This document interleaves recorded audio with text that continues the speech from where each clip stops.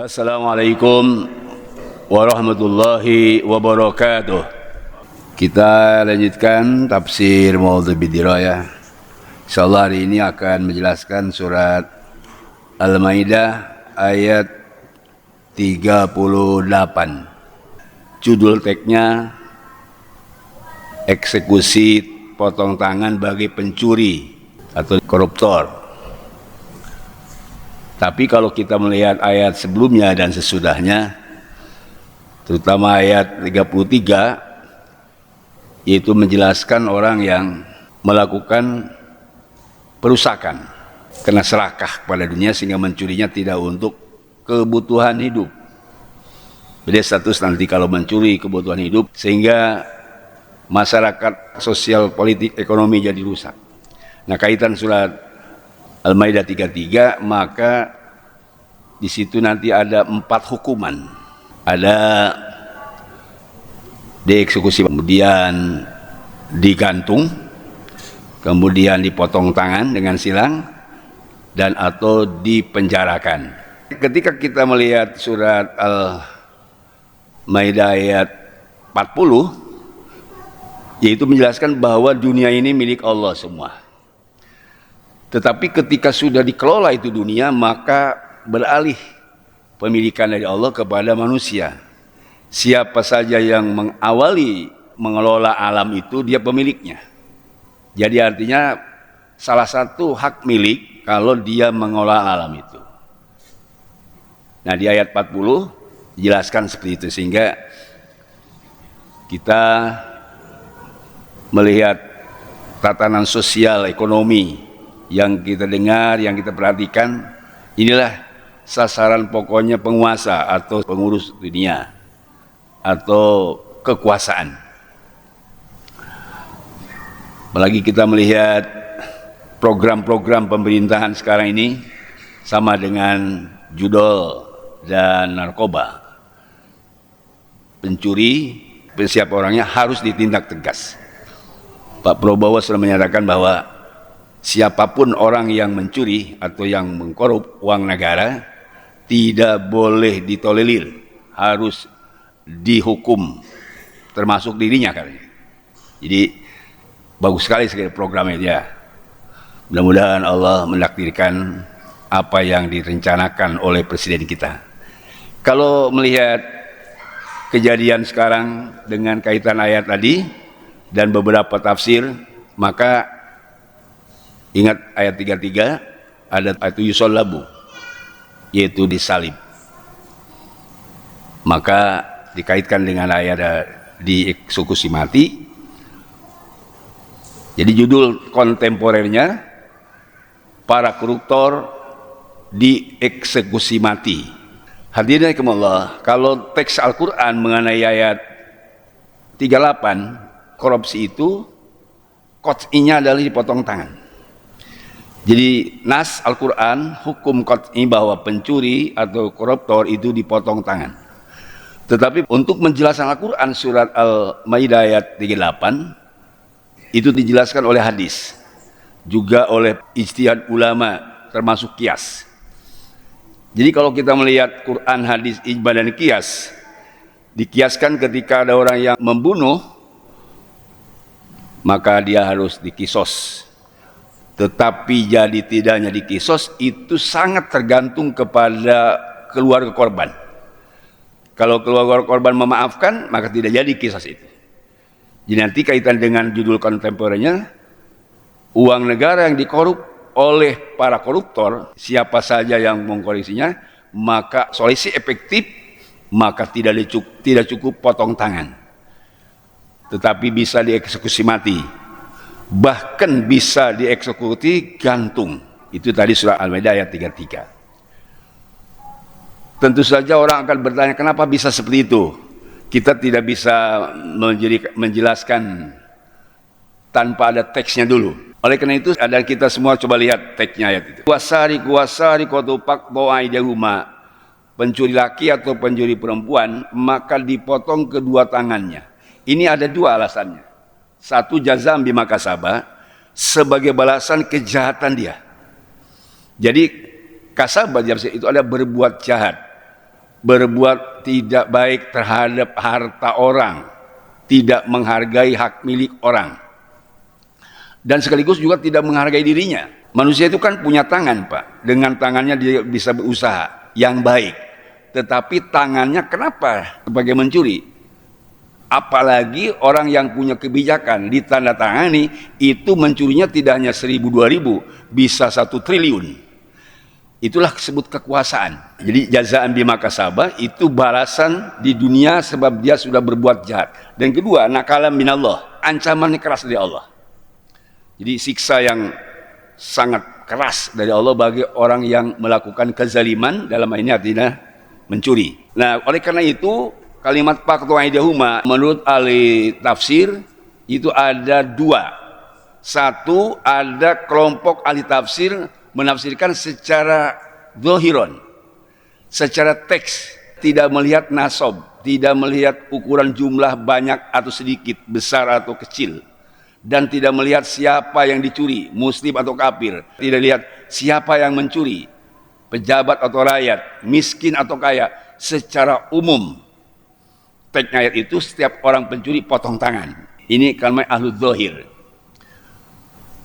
Kemudian kelompok kedua, jumhur ulama, mayoritas para ulama. Menurut mayoritas para ulama, ini disempurnakan tentang hukum pencuri ini. Kenapa? Kalau yang mencurinya 1.000 dengan 1 triliun, kok potong tangan? Itu kan tidak adil.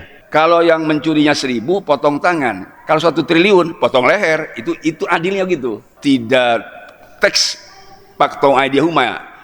Meskipun memang potong tangan, tapi banyak kalian tafsir tadi ini adalah untuk membuat jera, sebab dia tidak bisa berusaha lagi, tidak bisa berkarya lagi, dan tidak berkuasa lagi. Ini adalah kehinaan di dunia dan belum tentu nanti bahagia di akhirat.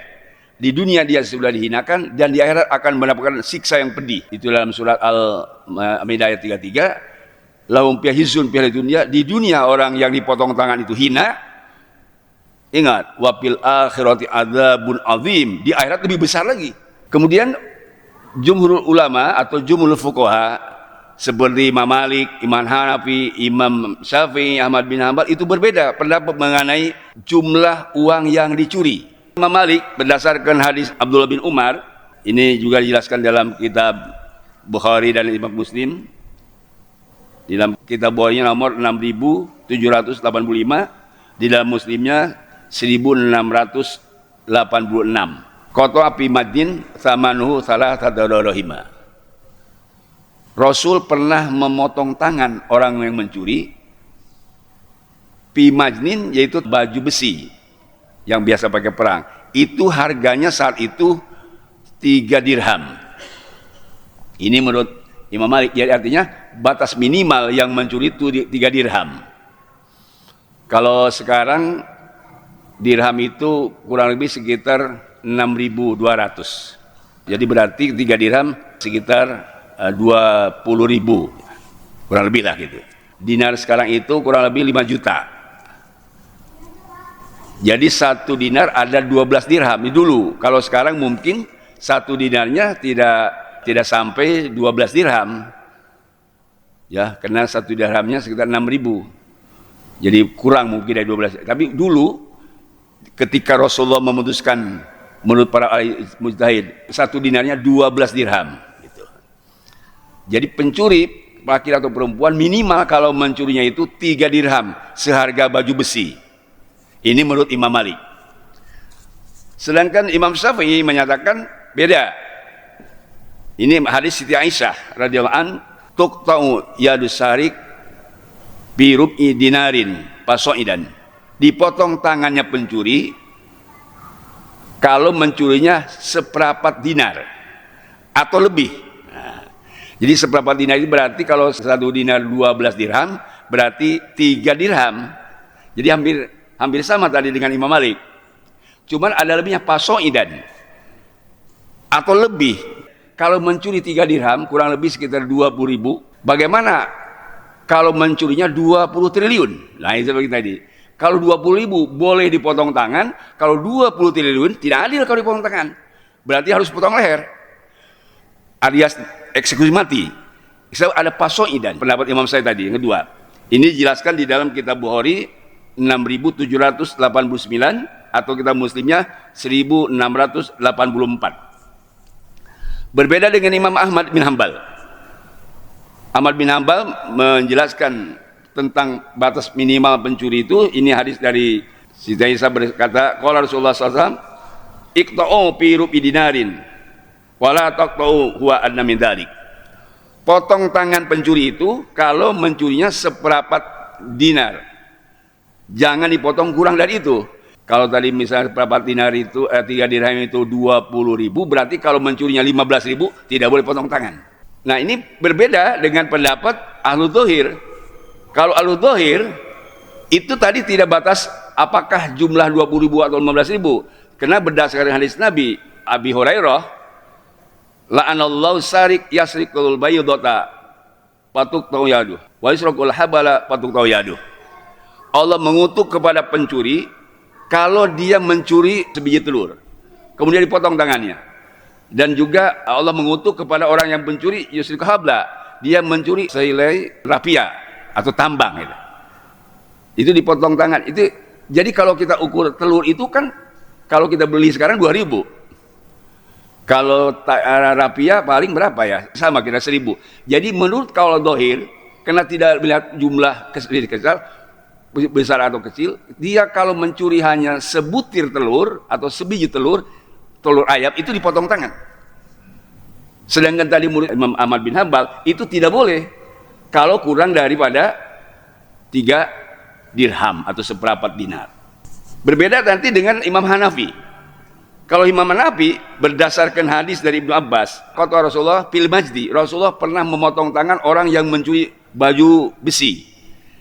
Kata Imam Hanafi, kana samlul majdi fi ahdi Nabi SAW asraddarahima. Harga baju besi di saat Rasulullah mewajib potong tangan itu 10 dirham, bukan 3 dirham. Kalau 10 dirham berarti kurang lebih 60.200 atau 60.000. Jadi ini perbedaan tentang jumlah minimal barang yang dicuri. Kalau dilihat tadi ahlu dzahir sampai mencuri sebiji telur bisa dipotong tangannya, tetapi tadi berbeda dengan jumhur. Kalau jumhur minimal tadi 3 dirham. Ada yang mengatakan 3 dirham, ada yang mengatakan 10 dirham. Kalau Imam Hanafi 10 dirham. Kalau Imam Malik sama Imam Syafi'i sama. Cuman redaksinya rubu dinarin kalau Imam Syafi'i, seperempat dinar yaitu 3 dirham. Kalau Imam Malik dijelaskan bahwa harga majni atau harga baju besi 3 dirham. Jadi 3 dirhamnya Imam Malik sama Imam Syafi'i sama. Ya. Kalau Imam Hanafi tadi 10 dirham. Ini melihat teks ini sehingga ada seorang yadun bihamsi mai'ain. Satu tangan itu dibayar diatnya 500 keping emas. Masa mencuri sebutir telur dipotong tangan, atau mencuri harga dengan 3 dirham dipotong tangan? Ini dulu ketika Abu Ya'la Al-Amari ini dikejar oleh fuqaha sebab dia berpandangan salah. Tapi ini harta orang yang dicuri dan hak pemilikan seorang yang diganggu, dan atau dia tidak menjaga harga diri. Maksudnya tadi ukuran besar itu karena menjaga harga diri. Apa maksud menjaga diri? Lama kanat aminatan, kanat saminatan. Tangan seseorang kalau dia amanah jadi mahal, berharga dan dipuji.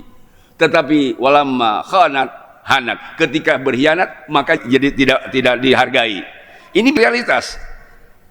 Orang yang punya kekuasaan kita bisa lihat, kalau dia amanah dihormat, dibanggakan dan salut karena amanahnya. Misalnya ada menteri atau ada pejabat tinggi, pejabat publik, dia amanah, maka kekuasaannya itu menjadi terhormat. Tetapi begitu kekuasaannya dipakai korupsi atau mencuri, maka jadi hina dina. Saya pasti bapak-bapak kalau ditanya sama. Kalau misalnya, jangan sekarang orang-orang tinggi, ada RT mencuri, apakah baik atau tidak baik jadi RT-nya? Pasti bapak bisa jawab, tidak baik. Apalagi presiden atau menteri. Inilah orang yang tadi khianat atau menjatuhkan harga dirinya. Sedangkan kalau orang tadi amanah itu dihormat dan dihargai. Ini pendapat para jumhur mufassir, jumhur fuqaha tentang maksud tadi jumlah yang banyak itu dan jumlah yang sedikit. Kenapa? Awas, hati-hati, jangan sampai tangan kekuasaan kita yang diberikan oleh Allah dipakai khianat, sebab akan lebih jatuh dan lebih murah daripada nilai yang lainnya. Itu maksudnya tadi para ulama menjelaskan tentang pendapat ulama dari Baghdad. Kenapa itu 500 keping emas kok tangan kok jadi hanya 3 dirham? Misalnya gini Pak, ini kan diat itu kan satu tangan itu 500, bisa 500 unta, bisa 500 keping emas. Jadi berarti satu jarinya itu 100. Kan tidak boleh kita misalnya karena tidak punya uang lalu minta dipotong tunjuk, minta 100 unta atau 100 keping emas, kan tidak boleh. So, itu sangat berharga, tidak boleh dijual, tidak boleh cicil. Itulah tadi, kalau kita punya harga diri tidak ada harganya gitu. Tetapi kalau tadi mencuri yang tadinya harganya 500 keping emas itu tangan, tidak ada harganya lagi. Itu maksud tadi. Kenapa jadi hina? Karena dia melanggar aturan Allah Subhanahu wa taala. Hadirin Allah, kalau kita lihat di dalam beberapa tafsir, misalnya tafsir Ibnu Katsir, kenapa itu tadi satu biji telur kok bisa dipotong tangan?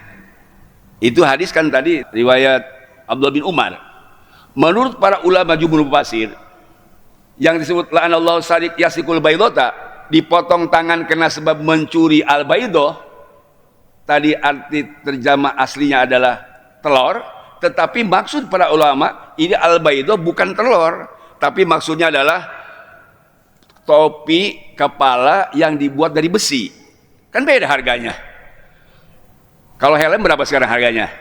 Ada yang 200, yang 400. Ini topi perang dibuat dari besi. Ya pasti lebih dari 2-3 juta. Itu. Jadi maksudnya al-baydoh kata jumhur mufassir atau jumhur fuqaha, itu bukan al-baydoh maksud teksnya tadi telur, tapi maksudnya topi perang yang dibuat dari besi. Kemudian sekarang al-habla. Al-habla itu bukan tambang atau bukan rapia, tetapi tambang yang dipakai untuk menarik kapal di laut. Kan itu mahal. Kalau tambang ya rapia mungkin ya kecil, murah 2.000. Tapi kalau tambang untuk menarik kapal itu kan mahal. Itulah maksud para ulama mufassir. Hadis yang dijelaskan oleh tadi Imam Bukhari di dalam hadisnya 6.883 itu maksud al-baydoh bukan maksudnya telur, tetapi baydoh di situ adalah topi perang yang dibuat dari besi. Dan habla di sini bukan tali atau tambang, tetapi tali atau tambang yang dipakai narik kapal di laut. Ini adalah salah satu takwil atau penjelasan daripada hadis Nabi mengenai tadi keumuman orang mencuri. Jadi kesimpulannya, tidak adil kalau dipukul rata tentang jumlahnya, tapi harus ada jumlah sedikit ringan, jumlah banyak lebih besar. Kita lihat sekarang ayat berikutnya 39. Di 39 itu ada paman taba mimma dulmi, barang siapa yang tobat dari mencuri kemudian berbuat baik, Allah Maha terima tobat dan Allah Maha pengampun lagi penyayang. Ini dalam tafsirnya begini Pak. Dulu ada orang Al-Mahzumiyah namanya. Ya, menurut para ahli tafsir, Al-Mahzumiyah itu orang terhormat di Madinah itu. Tetapi menjadi resah masyarakat. Kenapa? Dia pekerjaannya mencuri. Ya kalau sekarang pejabat publik lah gitu ya. Orang terhormat itu, tapi kerjanya korupsi. Lagi ada orang menjadi pejabat publik, orang Mahzumiyah, dikenal masyarakat, tapi kerjanya korupsi. Sehingga sahabat pada gelisah, kenapa ini bisa habis di bangsa harta kekayaan rakyat? Karena dia orang terhormat. Sehingga ada salah seorang sahabat coba minta ditanyakan kepada Rasulullah, bagaimana ini hukumnya orang pejabat publik ini kok mencuri terus, korupsi terus? Kata sahabat, tidak ada yang dekat kepada Rasulullah kecuali Zaid bin Usamah. Datanglah Zaid bin Usamah kepada Rasulullah. Begitu datang kepada Rasulullah, Rasulullah kemudian bertanya begini, ada apa? Ya Rasulullah, ada orang yang mencuri dari turunan yang hebat. dari pejabat publik. Kalau bahasa sekarang ada menteri mencuri ya Rasulullah, korupsi. Aku cinta kepada engkau ya Rasulullah. Rasul menjawab begini, apa karena kau cinta padaku lalu aku diragukan kecintaan padamu? Yang kedua, jangan kena sebab kau cinta padaku lalu kau minta supaya dikurangi atau tidak dihukum, itu mazumiyah yang si menteri itu. Nah, kemudian ya Usama bin Zaid, ya tidak begitu ya Rasulullah, panggil orang itu, mana yang mencurinya. Dibawa orang itu, lalu Rasul menyampaikan soal potong tangannya, lalu obatin.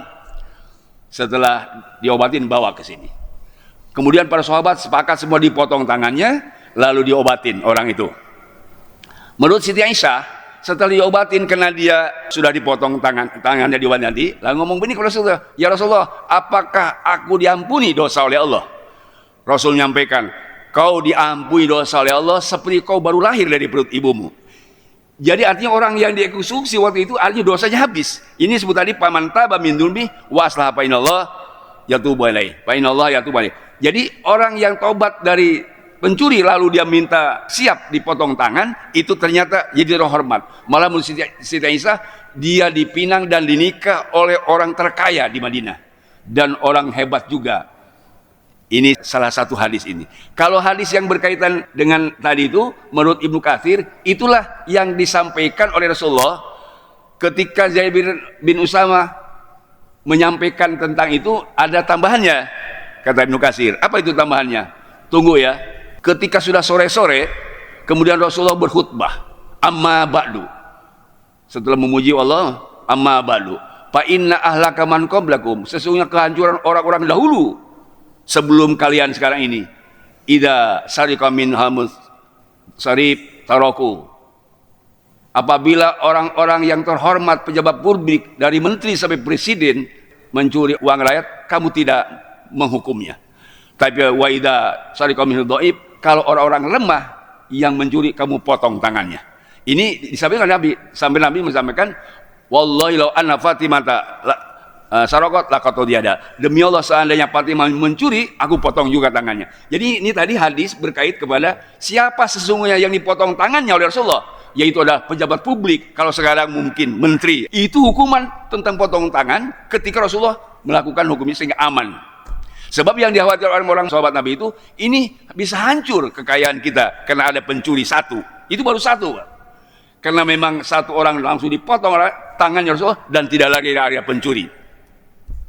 Hadinakumullah, kaitan tadi dengan bagaimana hukumnya, saya akan mengkiaskan hukum tadi kan ada di dalam surah Al-Maidah ayat 33, itu ada 4. Innama jazaa'ul ladzi yuhibbullah wa rasulah, orang yang memuji Allah, memerangi Allah dan Rasul, maka hukumannya pertama ayu kotalu, dieksekusi mati. 2 ayu solabu, digantung. 3 dipotong tangan. Yang keempat yun bil adi, dinusakambangkan. Ini kalau kita kiaskan kepada kejadian pembunuhan, misalnya Pak, karena tadi maksudnya adalah pejabat publik setingkat menteri, kalau ada menteri atau presiden yang menggarong uang negara, kita kiaskan kepada pembunuhan, kisos. Ketika si A membunuh si B, maka di kisos si A tergantung keluarga si B. Kalau keluarga si B memaafkan, maka si A yang membunuh tidak dikisos. Tetapi kalau tidak dimaafkan, dikisos. Jadi sekarang kalau ada menteri yang menggarong uang negara, karena ini undang-undang 33 bahwa tanah, bumi dan air milik negara karena wakil dari rakyat, berarti orang yang menggarong uang negara harus minta izin dan persetujuan rakyat. Jadi para menteri siapapun yang menggarong uang negara, maka tidak hanya mengandalkan PN, peradilan negeri. Sebab di undang-undang ada peradilan negeri, ada peradilan rakyat. Kalau rakyat misalnya demo bagi pencuri atau garong di uang negara, misalnya supaya dihukum gantung, maka itu sebab apa? Diputuskannya tidak hanya sepihak, sebab yang dicurinya adalah uang rakyat. Tetapi saya tanya, kalau ada menteri mencuri Pak, menggarong, Bapak kira-kira memaafkan nggak? Pak, kalau ada menteri atau presiden merampok atau korupsi, Bapak memaafkan nggak? Saya kira yang memaafkan dari 270 juta paling kroni-kroni saja. Yang sering sisanya pasti setuju tidak memaafkan.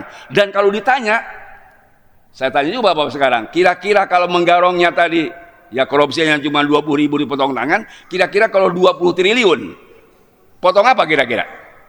Saya kira inilah kias. Jadi kita tidak boleh tadi hanya takut, sebab sudah dicontohkan oleh Rasulullah ketika turun ayat surat Al-Maidah 33.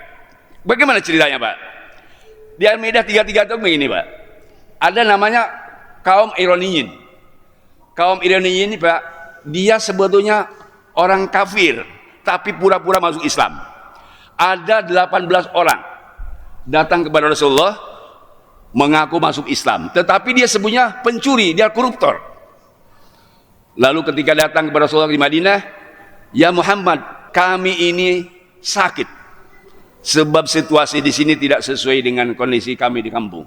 Rasul sampaikan, kalau kamu sakit berobat. Di sana ada unta yang sedang dikembalakan, ada 15 orang sedang mengembalakan unta. Itu ke sana, ke bukit, obatin di sana, minum air susunya. Begitu orang yang ngaku muslim itu 18 orang pergi ke sana, diobatin sama sahabat yang 15 orang. Salah satu sahabat, salah seorang dari 15 yang ada di bukit itu adalah Maula Rasul. Rasul memberikan hamba saya, lu mengembalakan unta di sana. Setelah diobatin sama 15 orang, dibunuh itu yang 15 orang oleh 18 orang. Bahkan menurut cerita, dibunuhnya tidak manusiawi. Ada yang digeprek kepalanya, digeprek itu apa? Dipukul sama batu, ada yang dicungkil matanya, dan terdengar oleh Rasulullah. Maka Rasulullah panggil sahabat, ada 15 pasukan kuda berangkat ke sana. Rasulullah perintahkan, itu karena yang 18 orang sudah membunuh, dan itu unta semuanya dibawa kabur sama mereka, bunuh mereka, cungkil matanya. Berangkatnya 15 orang ke tempat tadi yang pengembalaan yang sudah dibunuh 15 orang, dan datang ke sana, betul itu untanya sudah tidak ada. Ditangkap satu-satu, dapat, maka dibunuh dan dicungkil matanya satu-satu. Sebab membunuhnya pakai cungkil. Dan ada yang digeprek juga, karena tergantung tadi membunuhnya seperti apa. Itulah hukum qisas. Jadi maksud saya, ayat 33 surat Al-Maidah ini tidak hanya kaitan dengan mencuri, tapi mencurinya sudah membuat kerusakan. Kalau misalnya mencuri, potong tangan. Kalau membunuh, bunuh lagi. Tapi kalau mencuri sambil membunuh, qisasnya adalah digantung atau disalib. Au pasadan fil ardi, dia mencurinya sudah bisa merusak tatanan ekonomi, maka tidak cukup dipotong tangan, dia harus dibunuh dan harus digantung. Ya, digantung itu bahasa Al-Quran disalib. Saya kira itulah sejarah tentang bagaimana yang pas untuk para koruptor di negara kita. Menurut surah Al-Maidah ayat 33 dan ayat 38, tidak hanya cukup potong tangan. Karena itu segera dibuat undang-undang yang lebih berat kepada mereka. Kenapa? Karena para pencurinya ini Pak tidak negeri kita saja. Mereka mungkin para pencurinya dari luar negeri, sehingga hukum di sana berbeda. Tetapi harus kita memberi contoh. Sebab di Cina kenapa maju? Sebab di Cina kalau koruptor langsung dihukum mati. Itu di Cina Pak. Makanya maju bangunannya, karena tidak ada lagi koruptor. Juga harus memberikan solusi yang terbaik. Sekali lagi, mudah-mudahan surat Al-Maidah ayat 33 dan 38 menjadi suatu solusi kepada kita semua meninggal husnul khotimah, mendapat ridha Allah Subhanahu wa taala. Subhanakallahumma wa bihamdik, asyhadu an la ilaha illa anta, astaghfiruka wa atubu ilaik. Sallallahu alaihi wa sallam Muhammadin walhamdulillahirabbil alamin. Assalamualaikum warahmatullahi wabarakatuh.